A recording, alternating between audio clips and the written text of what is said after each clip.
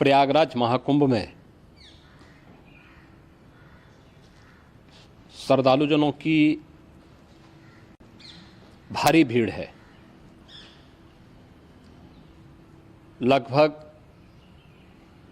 8 से 10 करोड़ श्रद्धालु इस समय प्रयागराज के अंदर मौजूद है। कल भी 5.5 करोड़ श्रद्धालुजनों ने महाकुंभ का स्नान किया था।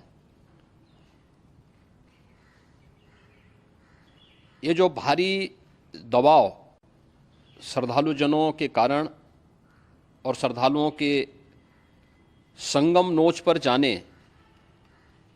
के कारण वहाँ पर एक बना हुआ है, लेकिन पूरा प्रशासन मौके पे वहाँ मौजूद है। रात्रि को 1 से 2 बजे के बीच में अखाड़ा मार्ग पर, जहाँ पे अखाड़ों के अमृत स्नान के दृश्य से बैरिकेड्स भी किए गए थे, तो बैरिकेड्स को फांद करके आने में कुछ श्रद्धालु गंभीर रूप से घायल हुए हैं। उन्हें तत्काल हॉस्पिटल में पहुंचा करके उपचार आदि की व्यवस्था उनके लिए की गई है। उनमें से कुछ श्रद्धालु गंभीर रूप से घायल हैं। लगातार प्रशासन स्थानीय स्तर पर श्रद्धालुओं की सकुशल स्नान कराने के दृष्टि से रात्रि को कल सायंकाल 6:30-7 बजे से ही मौनी अमावस्या का मुहूर्त प्रारंभ होने के बाद से ही लगातार लगा हुआ है। प्रयागराज में महाकुंभ में श्रद्धालुजनों के सकुशल स्नान करने, अमृत स्नान के लिए देश भर से आए हुए श्रद्धालुजनों की व्यवस्था के लिए, उनके कुशल क्षेम के लिए आदरणीय प्रधानमंत्री जी का प्रातःकाल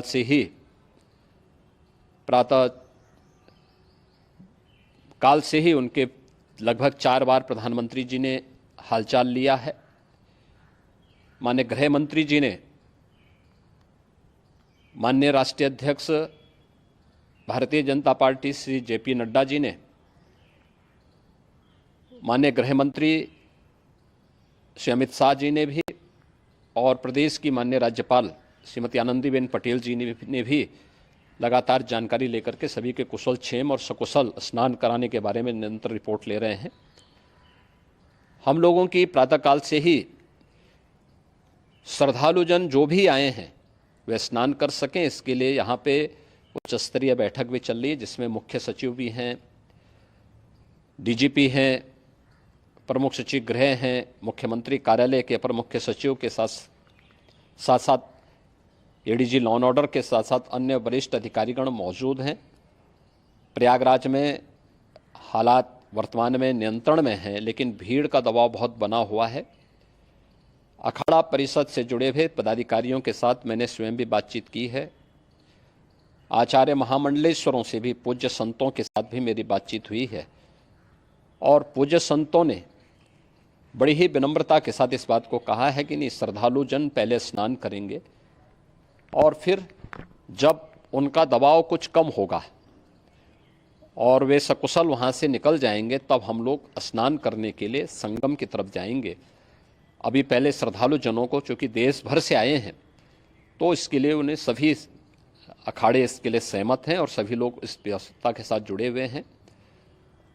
लगातार इस दिशा में हम लोगों का प्रयास है कि जो अब तक प्रातःकाल से ही आपने देखा होगा, कल मैंने बताया कि कल लगभग 5.5 करोड़ श्रद्धालु कल महाकुंभ का स्नान किए हैं, और आज प्रातःकाल तक लगभग 8:30 बजे तक 3 करोड़ से अधिक श्रद्धालु स्नान कर चुके हैं, और ये लगातार जारी है। लेकिन संगम नोच पर, अखाड़ा मार्ग पर,